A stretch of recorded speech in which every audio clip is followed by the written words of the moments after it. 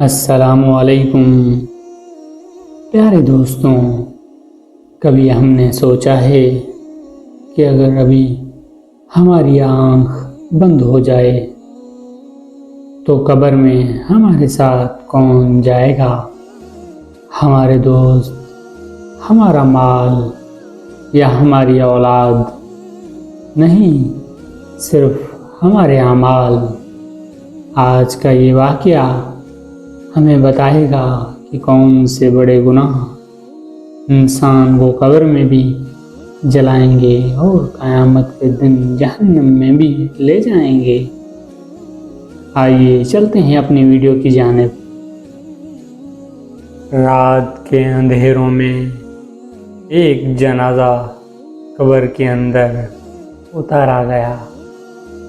مٹی کے ذرات اوپر ڈالے گئے اور لوگ واپس چلے گئے، لیکن قبر کے اندر عجیب منظر شروع ہو گئے۔ میت کی آنکھیں کھولی گئیں اور وہ چیخنے لگا، یہ کیسا اندھیرا ہے، یہ کون سی جگہ ہے؟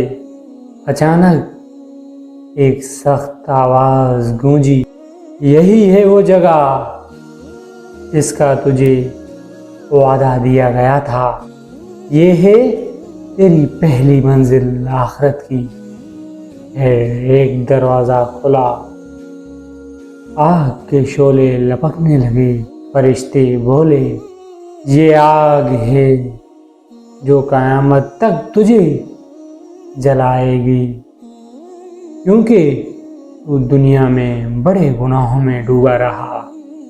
شرک سب سے بڑا گناہ ہے۔ قرآن کہتا ہے، یقیناً اللہ شرک کو معاف نہیں کرتا اور اس کے علاوہ جسے چاہے معاف کر دیتا ہے۔ یہ گناہ جہنم کی سیدھی راہ ہے۔ رسول اللہ صلی اللہ علیہ وسلم نے فرمایا، قیامت کے دن مشرک کے اعمال ایسے ہوں گے جیسے ہوا میں بکھری خاک، کوئی قیمت نہ ہوگی۔ ایک شخص مر گیا، لوگ سمجھیں گے بڑا نیک ہے، مگر قبر میں فرشتوں نے کہا، یہ وہ ہے جو اللہ کو چھوڑ کر قبروں اور پتھروں کو پکارتا تھا۔ نماز چھوڑ دینا۔ نماز وہ کڑی ہے جو انسان کو رب سے جوڑتی ہے۔ جس نے نماز چھوڑی گویا اس نے دین کو توڑ ڈالا۔ حضرت عمر رضی اللہ تعالیٰ عنہ نے فرمایا، جس نے نماز کو چھوڑا اس کا دین میں کوئی حصہ نہیں۔ قبر میں ایک شخص کو دیکھا گیا، اس پر آگ کے سانپ لپٹے ہوئے تھے۔ پوچھا گیا، کیوں؟ کہا گیا، یہ وہ ہے جس نے دنیا میں اذان سنی مگر نماز پڑھنے نہیں آیا۔ سود کھانا۔ سود وہ زہر ہے جو انسان کے مال کو برباد کر دیتا ہے اور آخرت میں آگ بن کر لپٹتا ہے۔ ایک شخص کو قبر میں دیکھا گیا، وہ خون کے دریا میں تیر رہا ہے اور جب کنارہ پکڑنے کی کوشش کرتا ہے تو فرشتے منہ پر پتھر مارتے ہیں۔ پوچھا گیا، یہ کون ہے؟ جواب ملا، یہ سود کھانے والے۔ والدین کی نافرمانی۔ ماں باپ کے قدموں کے نیچے جنت ہے اور ان کی بد دعا جہنم کا راستہ۔ ایک نوجوان مرتے وقت کلمہ نہ پڑھ سکا۔ رسول اللہ کو خبر دی گئی۔ آپ نے ماں کو بلایا اور پوچھا، کیا تم راضی ہو؟ ماں نے کہا، نہیں، یہ میرا نافرمان تھا۔ جب ماں نے معاف کیا تب وہ کلمہ پڑھ سکا۔ جھوٹی گواہی اور ظلم۔ رسول اللہ صلی اللہ علیہ وسلم نے فرمایا، جھوٹی گواہی شرک کے برابر ہے۔ ظلم قیامت کے دن اندھیروں میں بدل دیا جائے گا۔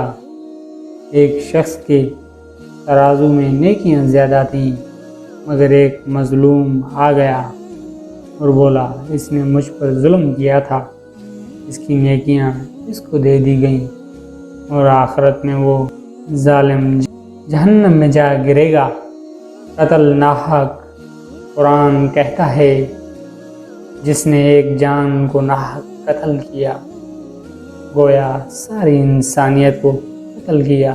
ایک شخص قبر میں چیختا تھا، آگ آگ، پوچھا گیا یہ کیوں؟ کہا گیا یہ قاتل ہے جس کا خون قیامت تک اس کے دامن کو داغدار رہے گا۔ زنا، یہ گناہ دنیا میں لذت دینا ہے، مگر قبر میں آگ اور قیامت میں رسوائی۔ نبی علیہ السلام نے خواب میں دیکھا کہ کچھ لوگ تنور میں جلائے جا رہے ہیں۔ پوچھا گیا یہ کون ہیں؟ فرشتوں نے کہا یہ زانی مرد اور عورتیں ہیں۔ جب ان سب گناہوں کا بوجھ میت پر آ پڑا تو قبر تنگ ہو گئی۔ وہ چیخا، اے کاش میں دنیا میں واپس جا سکوں، ایک نیک اعمال کر لوں، مگر فرشتوں نے کہا تیری واپسی نہیں، یہ جہنم ہے جس کی طرف تو جا رہا ہے۔ فرشتے کہتے ہیں اے گناہگار انسان، دنیا میں تجھے موقع دیا گیا مگر تو نے غفلت کو چن لیا، تو نے دنیا کی وقتی خوشی کے لیے آخرت کو برباد کر دیا۔ پھر ایک دروازہ کھلتا ہے اور جہنم کی ایک آگ کا شعلہ قبر میں داخل ہوتا ہے۔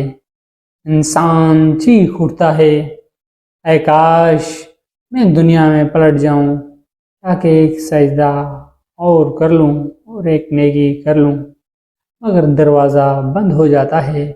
اے سننے والوں، آج ہم زندہ ہیں، کل قبروں میں ہوں گے۔ آج ہمارے پاس توبہ کا وقت ہے، کل کوئی وقت نہ ہوگا۔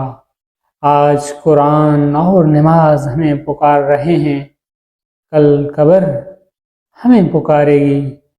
سوچو اگر ابھی موت آ جائے تو ہم کس حال میں ہیں؟ کیا ہمارے اعمال ایسے ہیں جو ہمیں جنت میں لے جائیں، یا ایسے جو ہمیں جہنم کی آگ میں دھکیل دیں گے؟ بھائیوں اور بہنوں، جہنم کا ایندھن لکڑی نہیں بلکہ انسان اور پتھر ہوں گے۔ بچوں، ان گناہوں سے جو قبر کو تنگ اور جہنم کی راہ ہمراہ کرتے ہیں، ابھی وقت ہے، توبہ کرو، نیکیاں کرو، اللہ کو یاد کرو، ورنہ کل یہ گناہ ہمارے ساتھ قبر میں اتریں گے اور ہم چیختے رہ جائیں گے۔ اللہ تعالیٰ سے دعا ہے کہ اللہ تعالیٰ ہمیں قبر کے عذاب سے بچائے، آمین۔